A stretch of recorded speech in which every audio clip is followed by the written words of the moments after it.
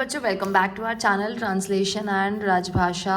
आज मैं तुम लोगों को ना एक बहुत ही काम की चीज़ बताने वाली हूँ। मतलब तुम लोगों को ये वीडियो देखने में बहुत इंटरेस्ट आएगा, क्योंकि जितने भी एसएससी सीएचटी 2024 मेंस एस्पायरेंट है उनके लिए ये बहुत ही एक मोटिवेशन का काम करेगा। बिकॉज मैं तुमको बताने वाली हूँ कि तुम जब एसएससी सीएचटी 2024 के मेंस का एग्ज़ाम देने के बाद फाइनल रिज़ल्ट में सेलेक्ट हो जाओगे, ठीक है, फाइनल रिज़ल्ट में तुम्हारा सिलेक्शन हो जाएगा, तब तुम जो बनोगे तो वो क्या है, उसका सैलरी पैकेज कैसा है, कौन कौन से बेनिफिट्स है जो एक ट्रांसलेशन ऑफिसर को मिलते हैं, that is what I am going to explain here.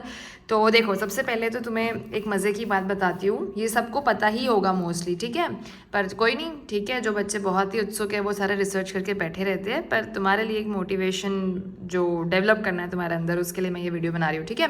तो जब तुम्हारा सिलेक्शन हो जाएगा ना, फिर तुम बन जाओगे जूनियर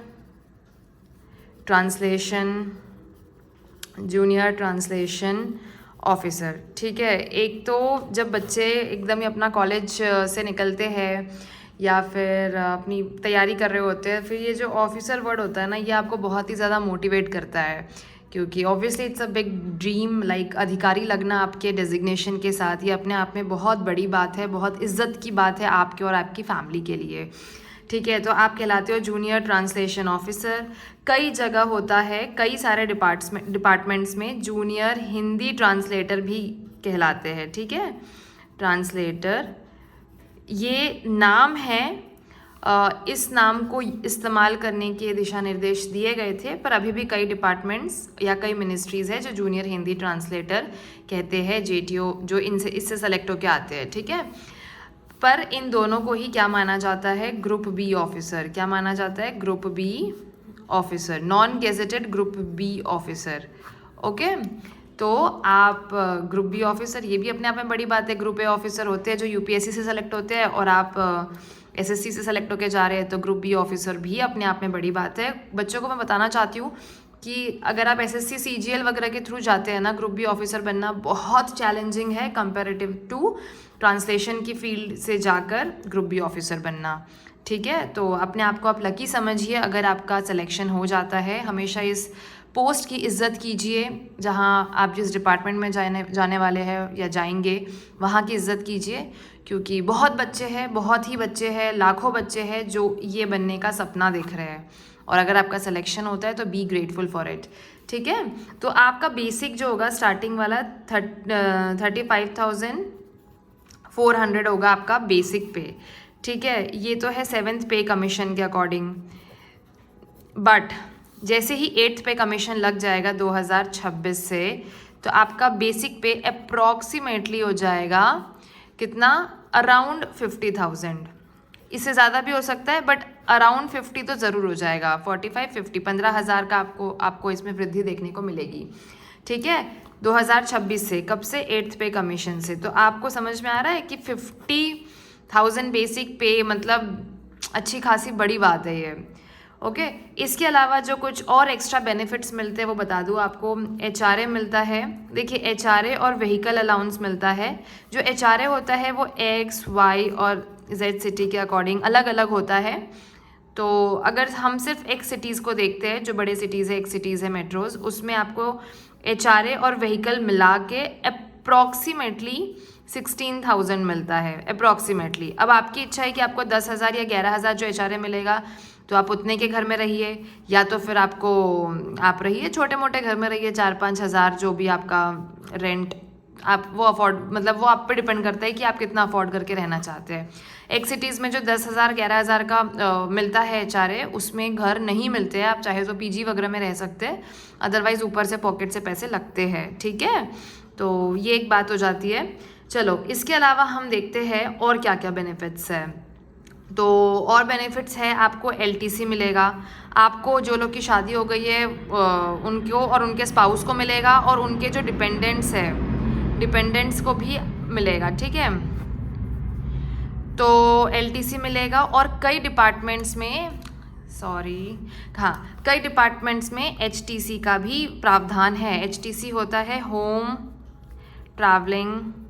ट्रैवल कंसेशन, ऐसा कुछ है, ठीक है, होम ट्रैवल कंसेशन। कुछ डिपार्टमेंट्स में है ऐसा कि आपको आफ्टर योर कन्फर्मेशन, आपके कन्फर्मेशन के बाद, या फिर शायद कई जगह पे आफ्टर कन्फर्मेशन है और कई जगह पे है आफ्टर 1 ईयर कन्फर्मेशन या आफ्टर 1 ईयर, उनको 8 साल के लिए, 8 ईयर्स के लिए एवरी ईयर घर जाने का पैसा मिलेगा। ठीक है, ये होम ट्रैवल कंसेशन। जो LTC है और जो HTC है, इसका इस्तेमाल आप कर सकते हैं कैसे? AC 2 टीयर, आपको जो पैसे मिलेंगे वो AC 2 टीयर के मिलेंगे LTC और HTC का लाभ उठाते समय। इसके अलावा जो आप अगर किसी ऑफिशियल टूर पे जाते हैं, ठीक है, मान लो कोई ट्रेनिंग आई है, आप उस टूर पे गए हैं, या फिर कोई सम्मेलन है, जैसे राजभाषा सम्मेलन में आप जा रहे हैं, तो आपको फ़्लाइट के पैसे मिलेंगे।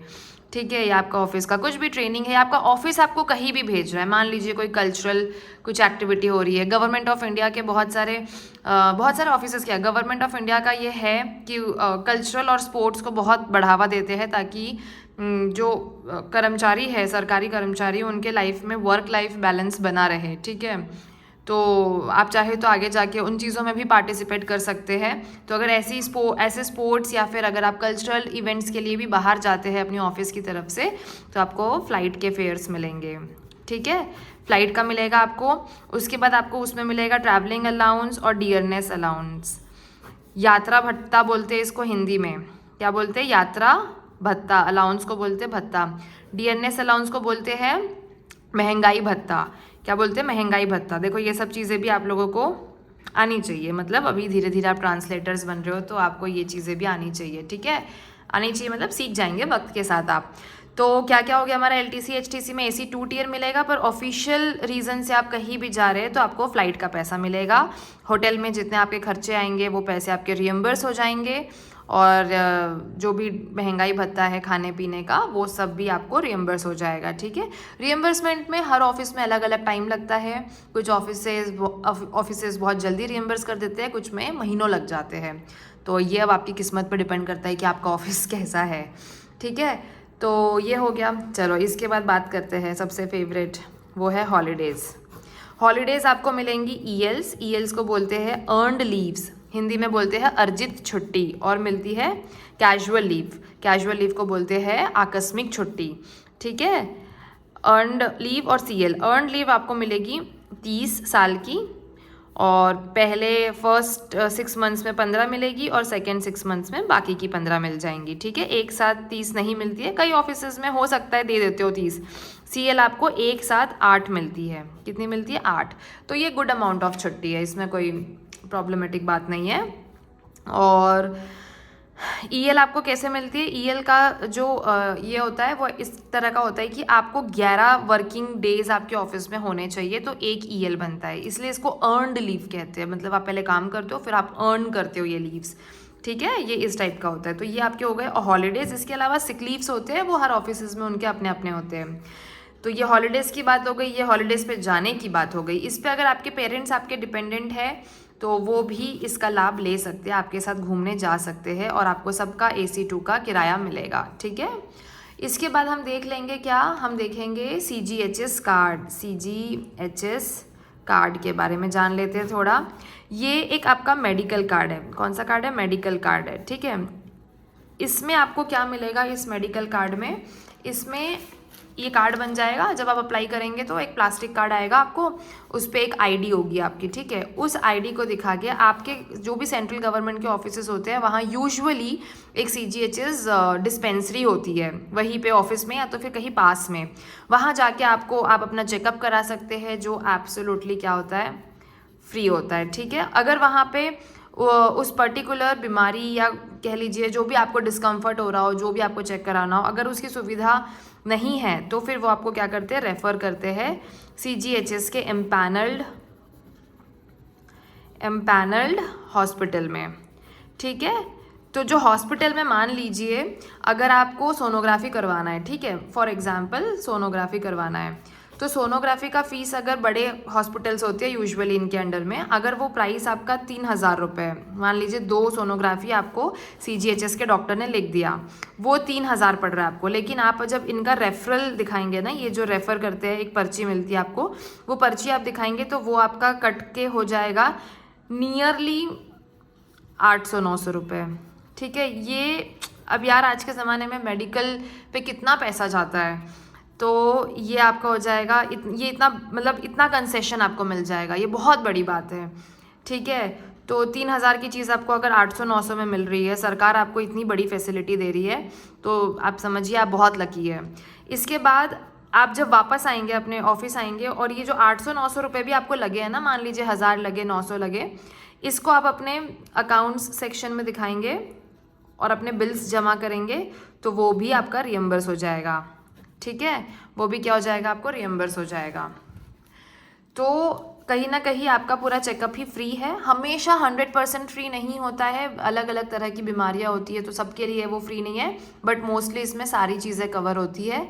आपको आपके मेडिकल बिल का 70-80% रियम्बर्समेंट मिल जाता है अगर कोई आपकी कोई सर्जरी हुई हो, आपके फैमिली मेम्बर्स जो डिपेंडेंट है। अच्छा, ये सारे फैसिलिटीज़ मैं जो बता रही हूँ इसमें आपके डिपेंडेंट्स भी इंक्लूडेड है।